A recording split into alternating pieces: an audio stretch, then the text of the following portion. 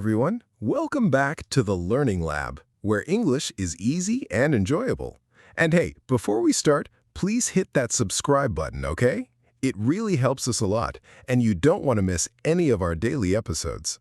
That's right. We post a new episode every single day, so if you subscribe, you will never miss one. Okay, James, are you ready for day 26? I am ready. Day 26. Wow, we are almost at the end of this 30-day challenge. Today's topic is time management. And Jenny, I have to be honest, this is a topic I really need help with. Really? Why do you say that? Because I am always late. I mean, how do I put this? I always think I have more time than I actually have. Every morning I think, oh, I have 10 more minutes. And then suddenly I'm running out the door. That sounds very familiar. Actually, James, time management is a great topic for English learners too, because we use simple words like plan, schedule, and deadline every day. That's true. Let's start easy, Jenny. What does time management mean in simple words? Good question. Time management means using your time well. It means you plan your day, you decide what is important, and you do things in a good order. It's not about doing more things, it's about doing the right things. Oh, I like that. It's not about doing more things, it's about doing the right things. That's a nice sentence for shadowing practice, everyone. Try saying that one a few times. Yes, please practice that one. Okay, James, so do you use a schedule? Do you write down your plans for the day? Sometimes I do, but honestly, I forget to look at it. I write a beautiful list in the morning, and then by noon, I have no idea where I put it.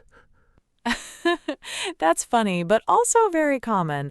A lot of people make a to-do list, but the real skill is checking the list during the day, not just in the morning. You're right. A to-do list is a list of things you need to do, right? That's a simple phrase, but very useful for learners. Can you give us an example, Jenny? Sure. My to-do list for today is answer emails, record this podcast, go to the gym, and buy groceries. See? Simple sentence, simple words, but very useful in real life. I love that example. Okay, now here's a question for you, Jenny. Do you believe in multitasking? You know, doing 2 or 3 things at the same time. Actually, no, I don't. And this is interesting. There's research that says multitasking doesn't really work well for our brains. When we switch between tasks, our brain needs time to focus again each time. Wait, really? So when I'm cooking dinner and watching TV and checking my phone all at the same time, my brain isn't actually saving time. No, James, it isn't. Studies show that switching tasks again and again can actually make you slower, not faster. It's better to do one thing, finish it, and then move to the next thing. Wow, that is surprising. So one thing at a time is actually the smart way to work. That's a great phrase too, one thing at a time. Let's all practice that one together. Yes, one thing at a time. Very useful phrase and easy to remember. Now, James, let's talk about something everyone struggles with, procrastination. Do you know this word? Oh no, please don't ask me about procrastination. Procrastination means you delay doing something. You know you should do it, but you wait and wait and wait. That's a perfect explanation, and I think you know it very well from personal experience. Guilty. I'm the king of procrastination. For example, I knew I needed to clean my apartment this weekend, but instead I watched 3 movies and ate way too much pizza. 3 movies? That's commitment, James. Just maybe to the wrong thing. Exactly. So, Jenny, tell me, what's a simple way to stop procrastinating? Give us some real advice here. Okay, here's one simple trick. Start with just 5 minutes. If you don't want to clean your apartment, tell yourself, I will clean for only 5 minutes. Often, once you start, you keep going. Oh, that's smart. The hardest part is starting, right? Once I start something, I usually finish it. It's just that first step that feels so heavy. Exactly, and that's true in language learning too. Many students want to learn English, but they never start speaking because they feel nervous. But once they start, it gets easier. That's such a good point, Jenny. Time management and language learning are actually very similar. Both need small daily steps, not one big effort. Right. Let's talk about priorities now. Do you know this word, James? Priorities means the things that are most important to you, the things you should do first. Yes, I know priorities, but I'm not always good at choosing them. Sometimes I spend 2 hours answering small emails, and then I have no time for the important project. That happens to a lot of people. There's actually a simple method for this. You divide your tasks into two groups, urgent and important. Urgent means it needs to happen now. Important means it really matters for your goals. Okay, wait. Can you explain the difference more? Because honestly, sometimes I think everything is urgent. I understand. Okay, here's an example.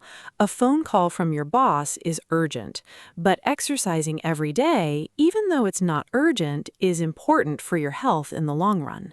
Oh, I see. So urgent things scream at you, but important things are quiet.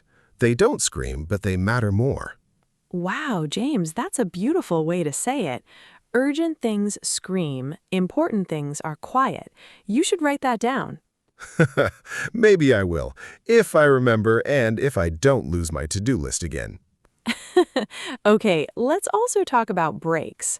Some people think working without stopping is the best way to be productive, but that's actually not true. Really? I always feel guilty when I take a break. I think I should be working right now. But your brain needs rest, James. There's a popular method called the Pomodoro technique. You work for 25 minutes, then you take a short break, maybe 5 minutes. Pomodoro? Like the tomato? Why is it called that? Yes, like the tomato. The person who created this method used a kitchen timer shaped like a tomato. So now the method is called the Pomodoro technique. That's such a fun fact. Okay, I think I need a tomato timer in my life. 25 minutes of work, 5 minutes of rest. Repeat. That sounds manageable, actually. It really is, and after 4 work sessions, you take a longer break, maybe 15 or 30 minutes. This helps your brain stay fresh and focused. I love this idea because it's not about working forever. It's about working smart with breaks built into the plan. Exactly. Work smart, not just work hard. That's another great phrase for our listeners to practice today. Yes, let's all repeat that one too. Work smart, not just work hard. Okay, Jenny, last question. What's your #1 tip for managing time better? My #1 tip is plan your day the night before. Before you sleep, write down 3 important things you want to do tomorrow. Just 3, not 10. Only 3? That sounds easy enough even for someone like me who loses lists. Yes, only 3. When you have too many goals, you feel stressed and you don't finish anything. But 3 clear goals feel possible and you can actually finish them. Okay, I'm going to try that tonight. 3 things for tomorrow. Record another episode, answer my emails, and finally clean my apartment. Good plan. Let's check next week if you actually did it. Oh no, now I have to do it because you'll ask me. Okay, everyone, let's quickly review the useful phrases from today. We had to-do list, one thing at a time, urgent and important, and work smart, not just work hard. Great review, James. Time management isn't about being perfect. It's about small steps every single day, just like learning English. I really love that comparison, Jenny. Whether it's managing your time or learning a new language, small daily steps really do add up to big results.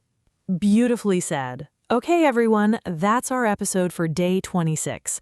Please practice shadowing these sentences a few times out loud with us. Yes, repeat after us, speak slowly, and don't worry about mistakes. Mistakes are part of learning, just like procrastination is part of my life. Don't forget to subscribe to the Learning Lab so you can join us tomorrow for day 27. See you next time, everyone. Take care of your time and take care of yourselves. Bye for now. Bye, everyone. See you tomorrow.